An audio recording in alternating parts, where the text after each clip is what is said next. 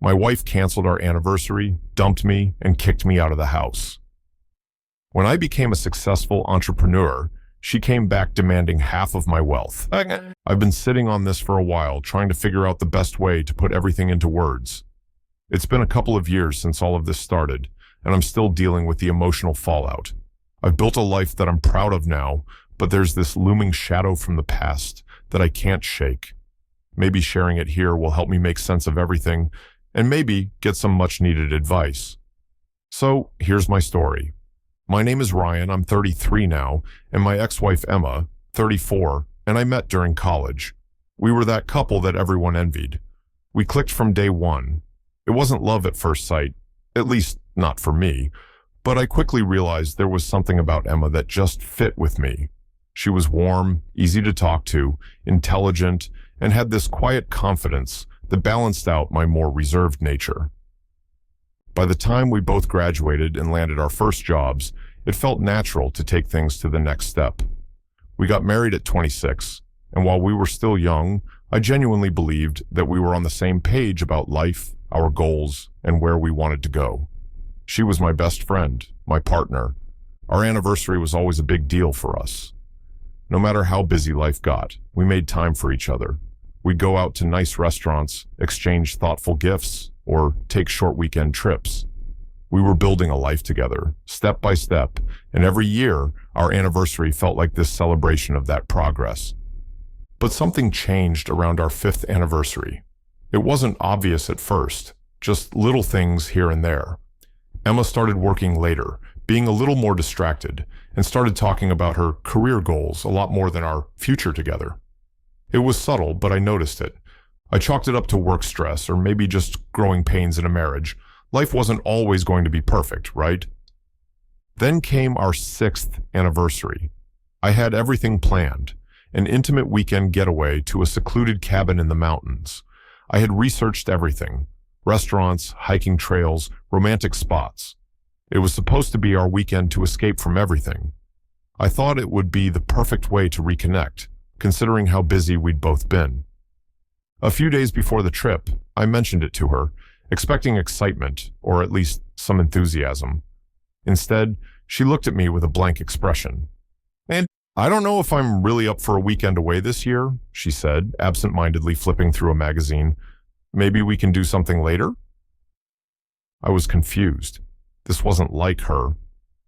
"You don't want to get away? We haven't done anything, just the two of us, in forever." She shrugged. "I don't know, Ryan. I've got a lot of things on my plate right now. Maybe we can just do something low-key." I wasn't sure what to make of it, but I decided to give her space.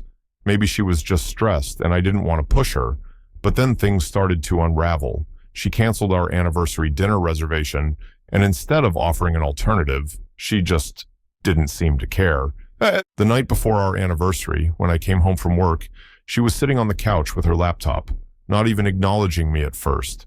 I thought we could talk, maybe salvage what was left of the day, but then she looked up at me and said, "Ryan, I think we need a break. I don't know if I want to be married anymore." I froze. What the hell was she talking about? "Wait.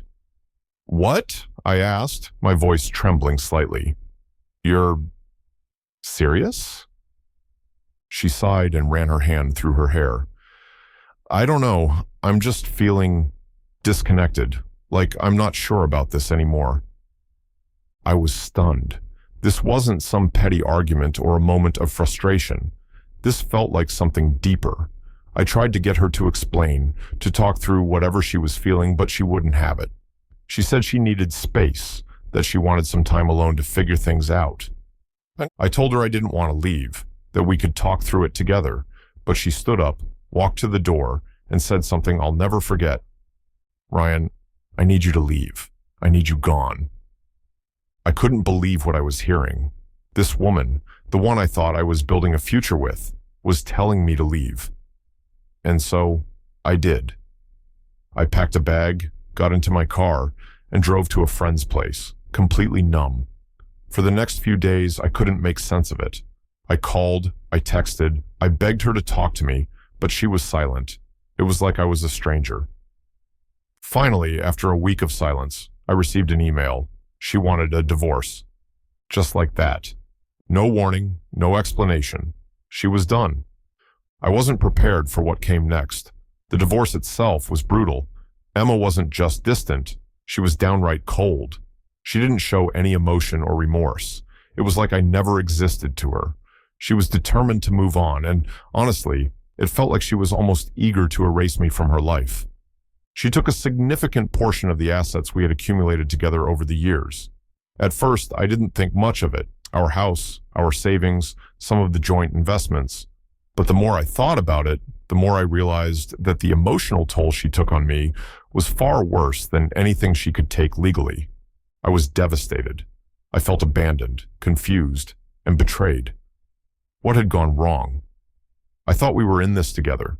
We had always talked about growing old together, about supporting each other. And now, I was on my own with nothing but the empty walls of the apartment I'd moved into. For the next couple of years, I spiraled. I threw myself into work just to survive, trying to numb the pain. But eventually, I realized I needed to rebuild. Not just my life, but my sense of self. I couldn't stay stuck.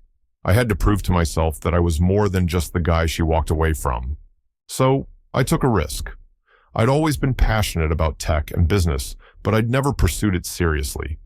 With nothing left to lose, I started a small online business, a startup. I barely had the money to invest, but I hustled. I learned everything I could, took courses, networked, and eventually, things started to click. I started seeing real success. What began as a side project turned into a thriving business. My tech company grew. I brought in a team, scaled operations, and began making a name for myself in the industry. It wasn't easy. There were times I thought I'd fail, moments where I was close to giving up. But every setback made me stronger. I knew I couldn't let my past define me. I poured my energy into my work, and slowly, but surely, the rewards came.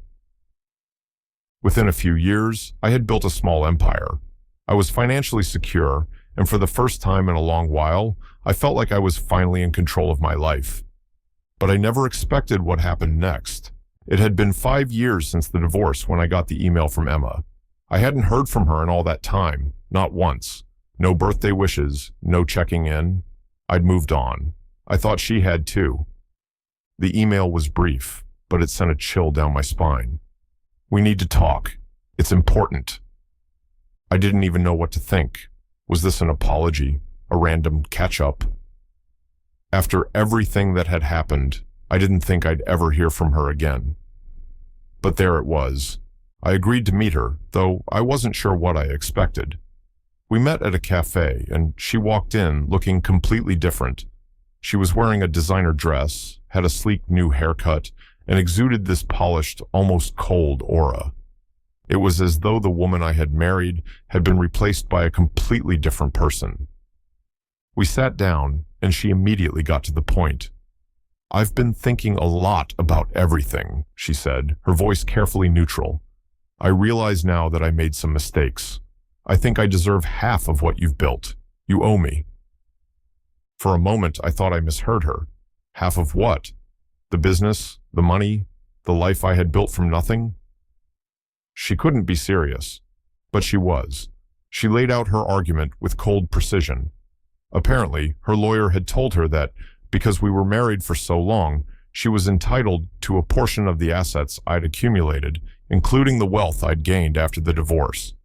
She claimed she had contributed to my success emotionally, and that I was obligated to share it with her. I was floored. This woman, the one who had kicked me out, abandoned me when I was at my lowest, and wiped her hands clean of our entire life together, was now trying to claim half of everything I'd worked for. The audacity. I don't know what to do. On one hand, I want to shut her down completely, tell her to get lost, to stop trying to worm her way back into my life. On the other, there's this legal side to it. Could she actually have a case? Is she entitled to any of this, no matter how much I want to deny it? I'm torn between feeling enraged and wondering if this is just a bitter game of vengeance. I've spent the last few years building my life from scratch, and now she's showing up, trying to claim a piece of it, without any remorse for what she did. But here's the kicker. As cold as it sounds, part of me wonders if I owe her something. Not half, not even a fraction, but maybe the smallest bit of recognition for what we were. Or am I just fooling myself? I don't know what to do. I could use some advice. Has anyone gone through something like this? How do you deal with someone who left you at your worst, only to come back when things are looking up?